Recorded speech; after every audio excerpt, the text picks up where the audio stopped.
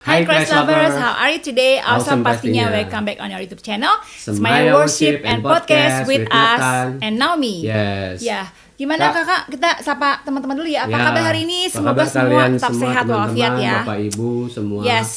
yang melihat podcast kali ini, Ya. semoga kalian sehat selalu, Dilindungi diberkati Tuhan Tuhan, Yesus ya. dilindungi Yes. Tuhan di dalam kehidupannya ya. Amin. Ya, pasti.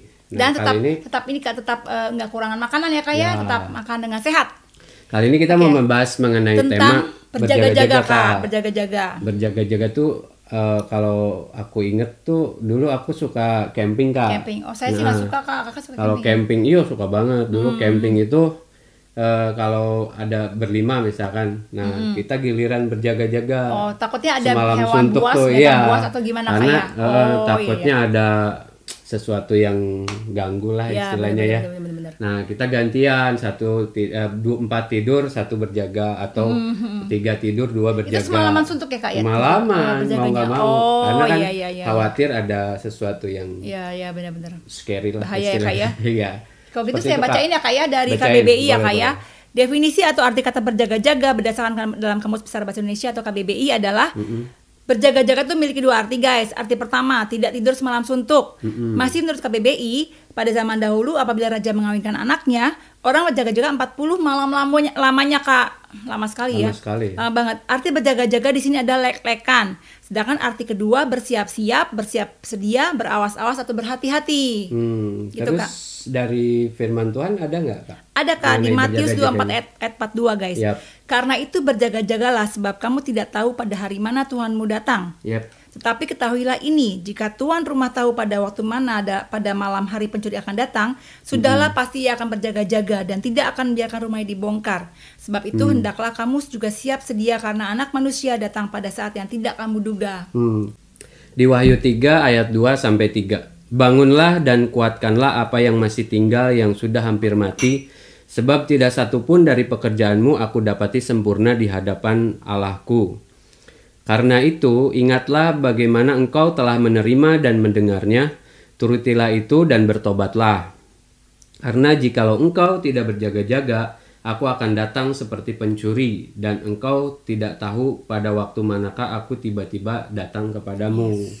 Jadi Gitu. kalau tidak berjaga-jaga, Tuhan datang seperti pencuri. Ya. Tapi kalau yang kita berjaga-jaga, nggak kayak pencuri Iya, kak, betul, karena kan? kita tahu tanda-tandanya. tanda-tandanya. Gitu, Menurut betul. kakak gimana sih? Iya, jadi ada mungkin pas kita lagi on fire, pengen bener-bener dekat sama Tuhan, pengen tujuan kita surga ya kak, kerajaan surga yang kekal dan mahkota itu yang kita kejar ya kak ya, kita berlomba-lomba dalam hidup ini. Tapi tiba-tiba kita didistract, kita dialihkan oleh mungkin ada orang-orang yang bilang udah nanti aja ini bla bla bla bla, kamu raih dulu mimpimu bla bla bla. Tapi sayangnya mimpi-mimpi itu membuatmu semakin jauh dari destinasimu yang adalah kerajaan kekal di sorga. Betul. Gitu loh kak. Itu akan membuatmu semakin menjadi melempem ya kak ya. Ya, jadi santai Iya. gitu lah istilahnya. Dan mungkin ada yang juga bilang masih lama, masih jauh kak, masih iya. lama. Ini hanya sama seperti yang dulu lah, pernah ada apa kak? Iya, Pandemi betul. yang lain ya, itu Seperti firman Tuhan berkata nih Kak. gimana tuh kak? Di Matius 24 ayat 3 sampai 4, mungkin teman-teman Bapak Ibu semua adik-adik bisa baca di Matius 24 ayat 3 sampai 4. Ketika Yesus duduk di atas Bukit Zaitun, datanglah murid-muridnya kepadanya untuk bercakap-cakap sendirian dengan dia. Dengan dia itu siapa? Yesus ya. Kata mereka, katakanlah kepada kami bila manakah itu akan terjadi dan apakah tanda kedatanganmu dan tanda kesudahan dunia. Nah ini bicara kesudahan dunia ya, bukan kesudahan masa itu ya. Jawab Yesus kepada mereka, waspadalah supaya jangan ada orang yang menyesatkan kamu. Menyesatkan kamu itu berarti menyesatkan kita dong. Dalam konteks di sini Tuhan Yesus sedang berbicara kepada muridnya ya. Waspadalah jangan sampai ada yang menyesatkan kamu, murid-murid Yesus. Nah, kita itu kan murid-murid Yesus ya. Betul nggak? Umat yang percaya Yesus. Jadi waspadalah jangan sampai ada yang menyesatkan kita.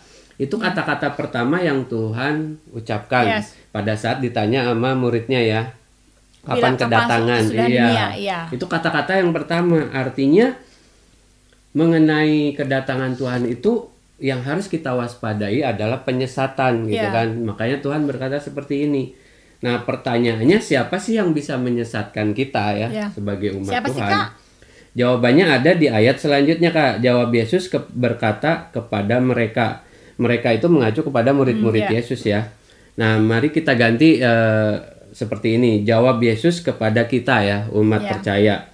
Sebab banyak orang akan datang dengan memakai namaku dan berkata, Akulah Mesias, dan mereka akan menyesatkan banyak orang. Nah, siapa sih Mesias? Mesias itu adalah juru selamat, Kak. Jadi artinya banyak yang akan menjadi juru selamat baru gitu, yang palsu, yang menyesatkan gitu ya. Yang mengatasnamakan firman Tuhan, Kak, di dalam hal ini. Kenapa mengatasnamakan firman Tuhan? Karena juru selamat tadi, Kak. Jadi mengatasnamakan Tuhan. Yesus kan, Tuhan Yesus itu adalah firman kan. Firman itu adalah Allah sendiri kan, betul kan?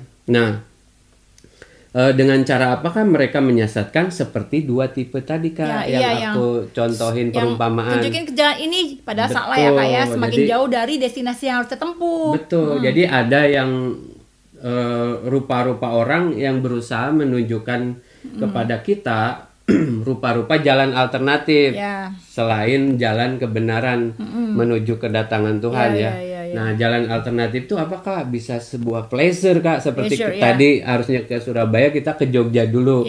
Dapat kesenangan baru di situ, Kak. Betul kan? Nah, ini pun sungguh-sungguh akhirnya kita jadi terdistract oleh hal itu. Jadi kita ke bawah. Akhirnya pleasure seperti apa? Mungkin mobil-mobil mewah, rumah-rumah mewah, kekayaan, karir yang cemerlang, ataupun juga kelimpahan harta, ataupun juga istilahnya bisnis yang dahsyat gitu ya, aset berlipat-lipat ganda. Tapi menjauhkan kita dari Tuhan. Itu tuh sebuah pleasure kita di dunia, ngerti nggak? Sebuah kesenangan kita di dunia. Nah, kadangkala ada istilahnya, ada yang menyesatkan kita ke arah sana gitu, Kak. Betul kan? Seperti hal yang tadi kita umpamakan. Apakah banyak yang memakai firman Tuhan atau nama Tuhan untuk mendapatkan pleasure? Menurut Kakak banyak, Kak? Banyak kan? Betul kan? Nggak tahu menurut kalian atau menurut Bapak Ibu semua yang nonton podcast kita kali ini, apakah banyak menurut Bapak Ibu atau menurut teman-teman semua yang menyesatkan kita ke arah pleasure di dunia ini ya, Kak ya? Pleasure di dunia hanya ini. Sementara, Kak, kita akan bawa ini semua ke yang membuat kita itu jadi terjauh dari destinasi kita. Nah, apakah banyak, apalagi di masa sekarang, kalau aku sih merasa banyak ya hal itu. Makanya Tuhan Yesus berkata, waspadalah akan banyak penyesatan. Nah, itu. Jadi yang hati-hati, kedua, guys. Hati-hati sangat. Terus yang tipe kedua itu bisa menyesatkan kamu sehingga kamu jalan lebih santai, lebih rileks gitu, lebih kalem gitu. Udahlah, Tuhan masih lama nih. Tuhan yang datang tadi on fire banget, jadi tiba-tiba udahlah, ntar aja deh. Nah, penyesat seperti ini apakah memakai nama Tuhan? Bisa dong, bisa memakai teologi, bisa memakai firman Tuhan, bisa dengan pakai logika ya, Kak, karena Tuhan tuh di luar logika, guys. Kita jangan sampai kita mengartikan Yesus itu dengan logika itu, nanti kita akan miss, malah gitu. Kita malah nggak percaya Tuhan. Nah, jadi itu adalah di atas itu dengan iman, kita tuh dengan iman percaya pada Tuhan Yesus itu. Karena Tuhan itu adalah roh, gitu kan. Nah, artinya siapa yang menyembah Bapa itu di dalam roh dan kebenaran. Artinya kita itu harus menyembah Tuhan itu di dalam roh, bukan dengan pikiran. Kalau baru sampai baru sampai sini, kita itu akan sukar menyembah Tuhan dengan sempurna, dengan Tuhan perfect. Dari mana ya? Tuhan tuh kok bisa bikin dunia ini, bagaimana caranya? Seperti siapa ini, duluan? Kak, seperti gitu, contoh Imam Farisi dulu kan tidak mempercayai bahwa Tuhan Yesus itu adalah Tuhan, Mesias. Kenapa? Karena dia berpikir Tuhan itu dengan caranya dia gitu. Tuhan itu mungkin wujudnya tinggi besar atau gimana gitu kan, bersayap atau gimana, pakai jubah putih gitu kan. Nah, jadi kalau pikiran kita itu sukar untuk nyampe keilahian gitu ya, untuk melihat wujud ilahi itu seperti apa, dan kita tuh sukar untuk menyelami jalan pikiran Tuhan. Jadi kita jangan coba-coba menyelami jalan pikiran Tuhan gitu. Karena nggak akan nyampe, guys. Iya, makanya lebih baik kita dituntun oleh roh. Jika roh kamu berkata ini, kayaknya kelihatannya Tuhan menginginkan aku berjaga-jaga, ya berjaga-jaga. Iya. Betul nggak? Karena kita Jangan nggak tahu. sangkal roh itu, jangan sangkal roh Betul. kudus kita. Nah, tipe kedua tadi Kak, lanjut ya. Bisa membawa kita menjadinya lebih santai. Karena banyak hamba-hamba Tuhan atau mungkin pendeta-pendeta yang aku dengar di YouTube juga ya, yang berkata bahwa wah, flu virus COVID-19 ini ada yang lebih hebat lagi zaman dulu, ada flu Spanyol lah, apalah bla bla bla. Banyak gitu kejadiannya seperti itu Kak. Jadi yang lebih parah gitu ya. Cuman dulu banyak, tapi Tuhan tuh nggak datang gitu. Jadi udahlah, jangan terlalu mempercayai hal itu, nanti malah bisa tersesat kalian. Sebenarnya yang menurut aku sih bukan tersesat. Kalau kita berjaga-jaga itu bukan malah kita tersesat, kita malah tetap fokus pada tujuan gitu. Kita nggak akan tersesat dengan dunia ini. Nggak akan tersesat, justru straight to the point gitu, akan menantikan kedatangan Tuhan. Jadi justru yang tersesat tuh yang tadi, yang akhirnya pindah ke pleasure, akhirnya santai-santai menikmati dunia ini dulu. Bilang masih lama, bla bla bla.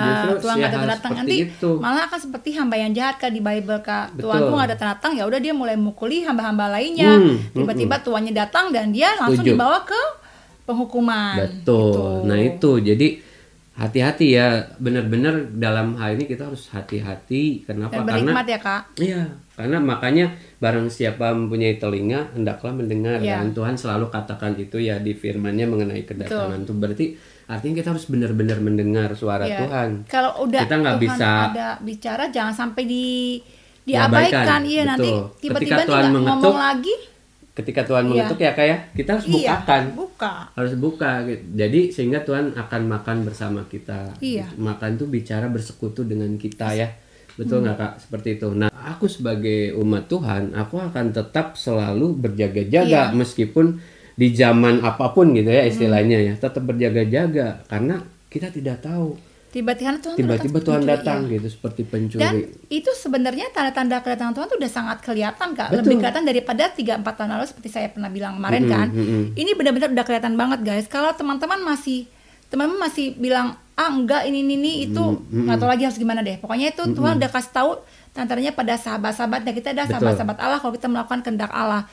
Betul. Ya kita tahu Tuhan pasti udah kasih tanda-tanda ini udah semakin dekat sekali Kak. Betul. Gitu. Setuju. Saya sedih kalau misalnya masih ada orang yang bilang bahkan kan kalau menurut pendapatku ya, bumi ini kan sudah tua nih Kak. Iya, udah teramat tua.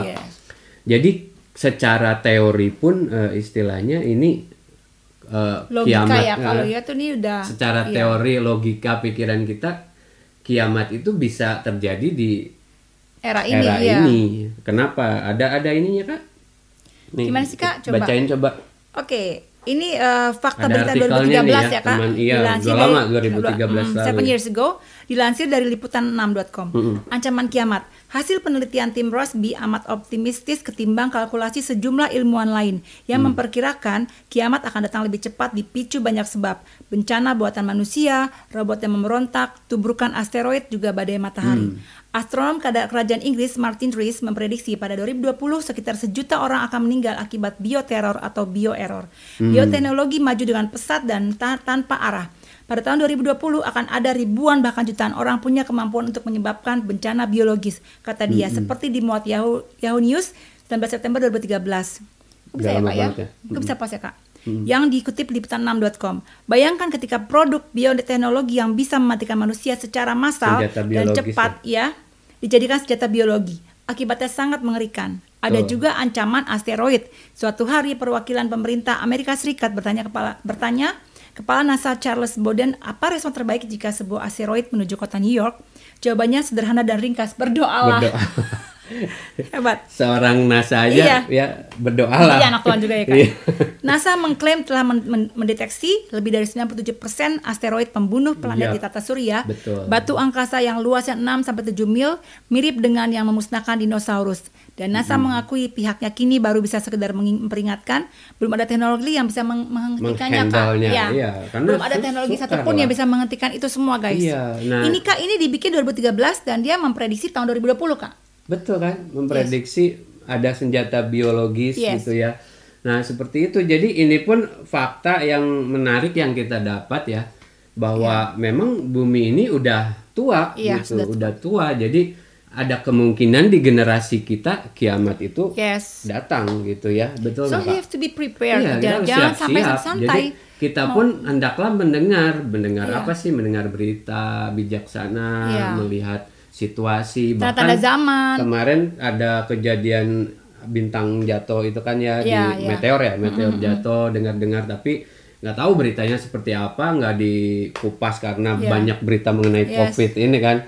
Nah itu bintang jatuh itu di sekitar di lautan karena Cina, Kak, di Bible aja saya lupa ayatnya deh. Jadi Tuhan sendiri bilang kan, itu petani aja udah tahu tanda-tanda udah mulai mau panen ya Kak. Petani aja tahu mau badai. Itu jadi, udah tanda-tanda masa, udah tahu tanda-tanda itu ya. Tanda-tandanya. Ya kita harus tahu. Kita harus aware sebagai umat Tuhan, kita harus aware tanda-tanda yang Tuhan beri itu. Ini udah jelas, ini clearly banget kelihatan. Bukan karena COVID aja ya. Bukan, tapi situasinya memang ini emang dunia udah tua gitu, udah tua istilahnya. Ada kemungkinan di generasi kita ya, entah itu setahun lagi, 2 tahun lagi, 3 tahun lagi, 10 tahun lagi, atau 20 tahun, kita nggak pernah tahu. Dan speak about new normal ini Kak, saya sih tidak yakin bahwa ini kan seperti dulu lagi Kak, karena ini emang berubah banget dan kita mungkin uang itu tidak akan ada lagi Kak. Maybe ke depan bisa jadi semua uang itu akan beralih ke digital. Itu mengacu seperti yang Bible bilang di Wahyu ya Kak ya, bahwa nanti akan ada. Ya itulah. Jadi intinya ke depan itu akan ada sebuah bukan akan ada dimulai dari new normal ini ya. Jadi akan ada tatanan baru yang mungkin di tahun-tahun yang waktu ada flu Spanyol atau ada case lain belum ada. Mungkin mereka belum kepikiran seperti itu gitu. Belum kepikiran untuk membuat apa new normal itu, membuat waktu SARS juga nggak ada kayak gitu, padahal SARS paling banyak yang mati ya Kak. Belum. Jadi apa, be aware, waspadalah. Nah gitu. Teman-teman kita anjurkan untuk kaji di Bible ya Kak. Itu ada Tuhan kasih tau rahasianya loh untuk menghadapi ini semua bagaimana gitu loh. Ya seperti khotbah di Bukit Zaitun ini kan, Tuhan Yesus itu berbicara enggak ke banyak orang Kak. Iya. Kenapa cuma murid-muridnya yang menghampiri dia waktu itu kan. Jadi waktu itu padahal Tuhan Yesus habis berkhotbah ke banyak orang waktu itu istilahnya. Tapi waktu berbicara mengenai kedatangan Tuhan yang kedua kali, Tuhan Yesus hanya secret berbicara kepada. Jadi berbahagialah kalau kita sebagai sahabat Allah mengetahui rahasia-rahasia Allah, karena Tuhan tuh kan bicarakan rahasia pada sahabatnya saja ya Kak. Yes, setuju. Nah ini kesimpulannya seperti ini ya teman-teman, Bapak Ibu, adik-adik semua yang melihat podcast kami, bahwa mesti diingat bahwa kata segera itu bukan merujuk bicara kepastian tanggal, hari atau waktunya. Tetapi firman Tuhan berkata Tuhan akan datang segera. Artinya kita harus siap kapan saja. Umat yang percaya harus tetap terus berdoa dan berjaga-jaga. Fokus mengutamakan Tuhan dalam hidup kita. Fokus mendengar suara Tuhan bukan suara hatimu. Dan segera berbalik ke jalan kebenaran Tuhan sebelum terlambat.